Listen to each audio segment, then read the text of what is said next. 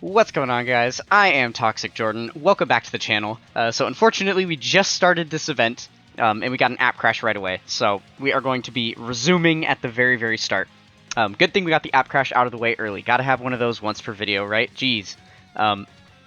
Okay, so we are actually taking on the third stage of the Red Zone Red Ribbon Army Edition here versus 16, 17, and 18. I am using a bit of an overpowered team. I say overpowered. I haven't taken on this event myself yet, but I've seen that it is not the most difficult of any of the Red Zone stages.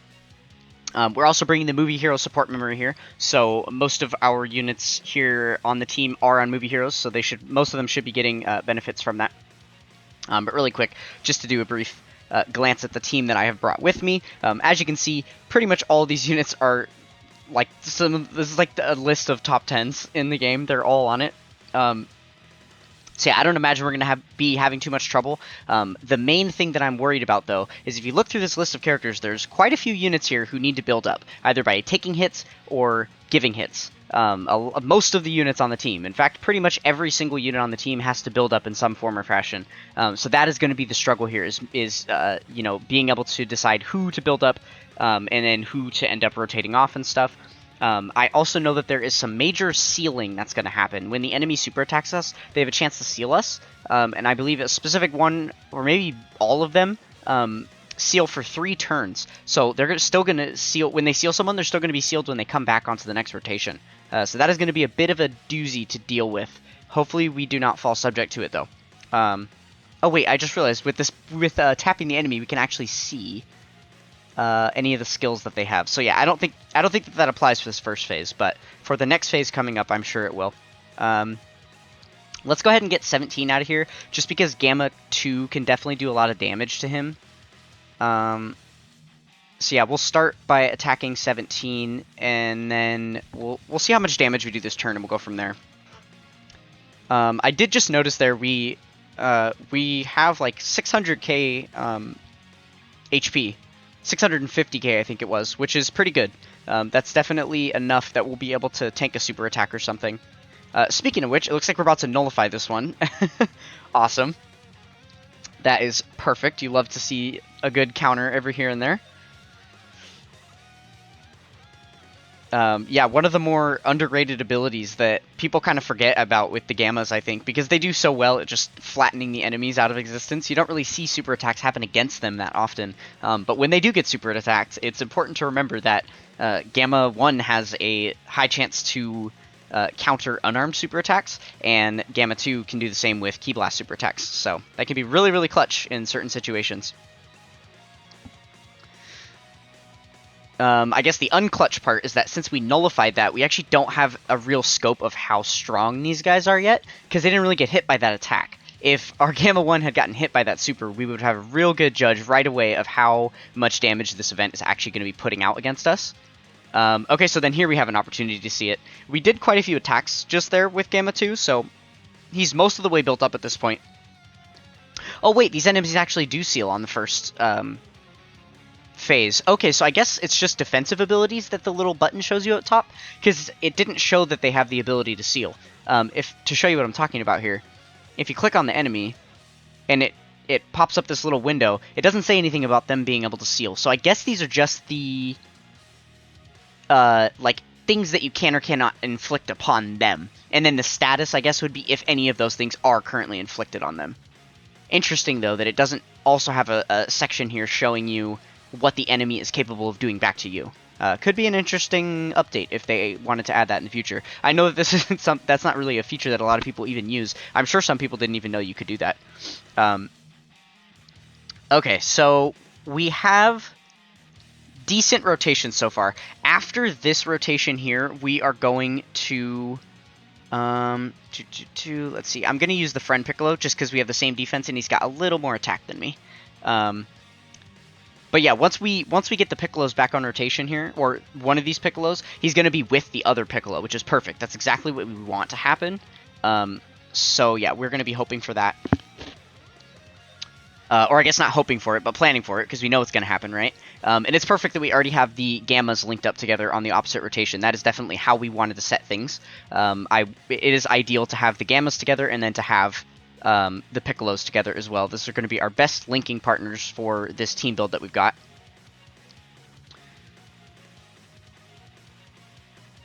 Okay, so the first stage of this event is definitely not looking too difficult. We are kind of doing a lot of damage here. Hopefully we can get some good attack RNG with Gohan here. No crit, no additional, nothing? Okay, well, I know mine's only 55%, so comparing him outright to the Piccolos that I use, because my Piccolo is rainbowed, as well as any friend Piccolo I bring is going to be rainbowed, but so far, in using the Gohan and the new Ultimate Gohan and the new Orange Piccolo cards, I have just been so much more impressed with the Piccolo, and kind of really also just disappointed with the Gohan. He has definitely not performed to my liking in the time that I have had to use him so far.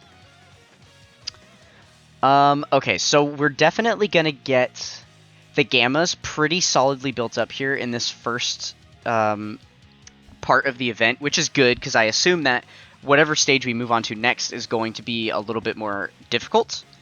And also Gamma 1's entrance animation will have worn off with his 4 turns of guard that he gets. He won't have that anymore, so it's going to be really important that we have as many of his damage reduction stacks as possible. I actually wasn't paying attention to how many times he got hit on that first turn, so I'm not sure how many of his stacks that he has right now. I want to say it's like 3 or 4 of the 5. I don't think he has all 5 stacks yet, which is really important. We're going to need to get that up for sure. But we will be careful because there's an AGL enemy on this fight, so we're going to have to watch out for that for sure. Okay, so this is pretty much the perfect way to run this rotation. I think it's smartest to leave the STR Piccolo up front, because remember, he guards all attacks. So all the different typings that we have here aren't going to affect him, whereas if we put Piccolo up here, then he's going to do fine against the Android 18, who's AGL, but he has type disadvantage against 17. So we're definitely going to put him second slot, give him a chance to attack first and get some extra defense up, and then we should be good to go. I could do type advantage attacks with everyone to try to deal out as much damage as possible. I suppose we might as well do that. There really isn't any issue doing that. I guess we could be underestimating the enemy here, because if we if we don't kill someone, then if we don't focus on one person specifically, then we're just gonna have to take more attacks for longer. Because it kind of thins out the herd when you take out an enemy, and then there's a lot less attacks coming at you every turn. But I kind of have faith in the defense of this team, so we'll see what happens here. Okay, these guys are definitely tanky. Obviously, that Piccolo is not an offensive unit, but he did get his full offensive buff in his passive because he got hit before attacking. So that was pretty much the most damage we're going to see out of him, and he did like a sliver of health. There we go. Obviously, Orange Piccolo doing a lot better.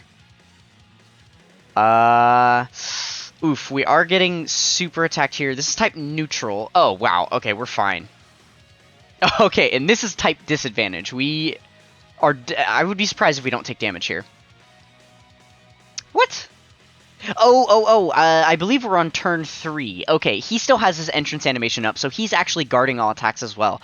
That was a bit of a blunder. I should have put him in slot 1. I forgot that he wasn't, or that he was still guarding for the moment. I was like, what the heck? Why is he taking, like, absolutely 0 damage? Maybe he even still will once his guard is up.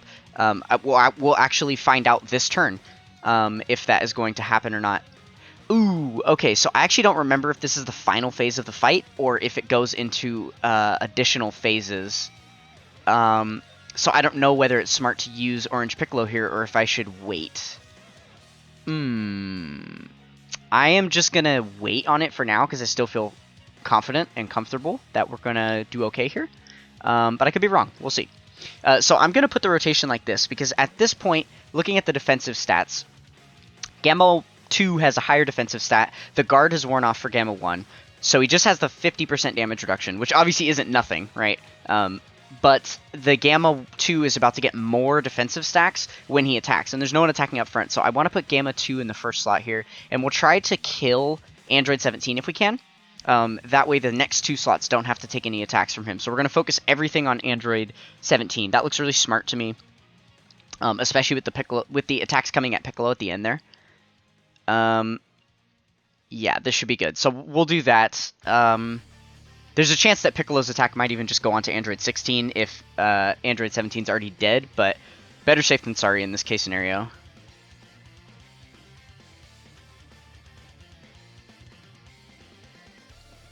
Okay, come on, Gamma. Give us some crits. Give us some crits. That's what we want to see. I do like they're getting the additional supers, though. It's annoying those turns you get with Gamma 2, where he does the 1 super, and then just, like, 4 normal additionals, and then you just move on. That's always nice for, like, his first turn or something, right? Because then, he's building up a lot of stacks for the next turn where he'll be able to really do damage.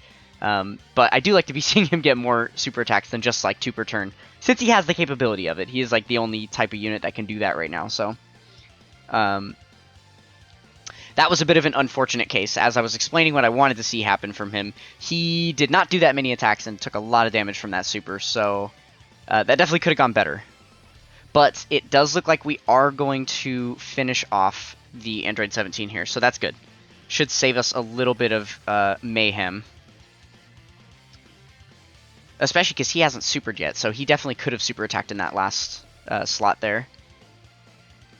Okay, very, very good.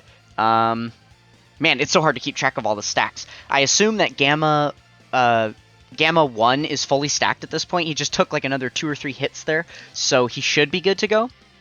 I can't believe how strong this team is that we're actually floating Vegeta and Trunks. Like, what? They're ridiculous.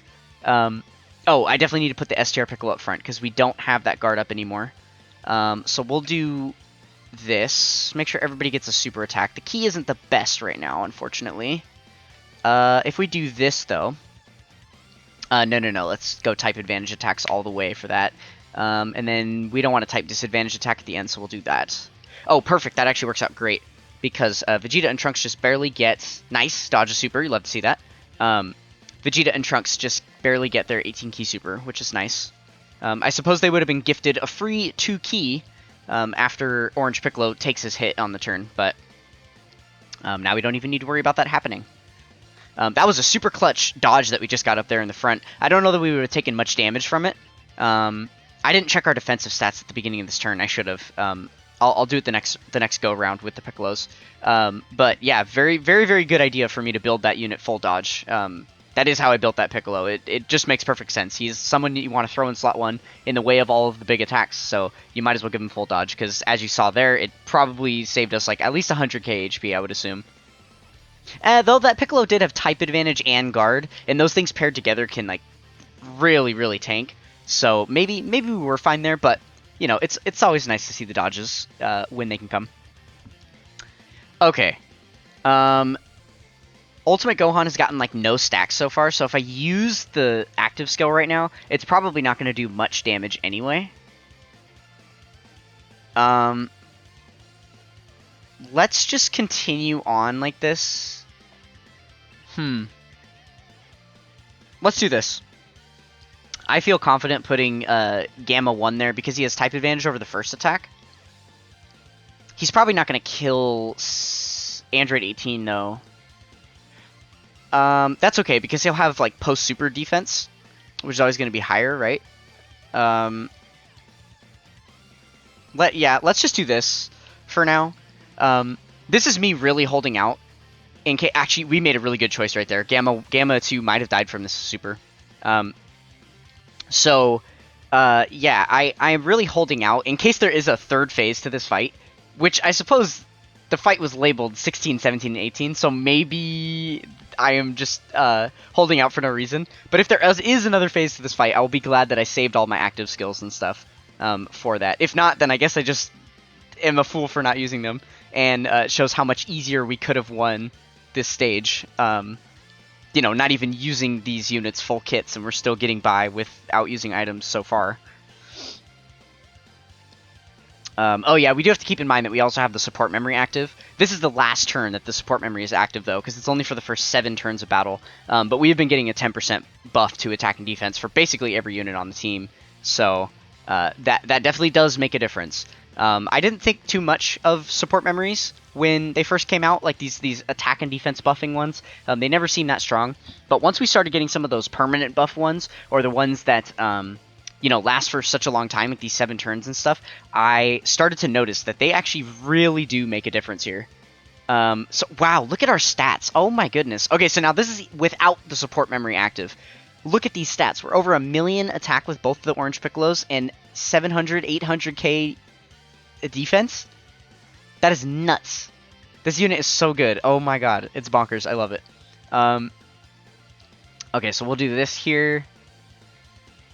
That's now I kind of want to like not use the active skills just as a meme to say that I beat this without using the active skills. Just because the base kits of these units are so strong. So yeah, I am kind of tempted to do that.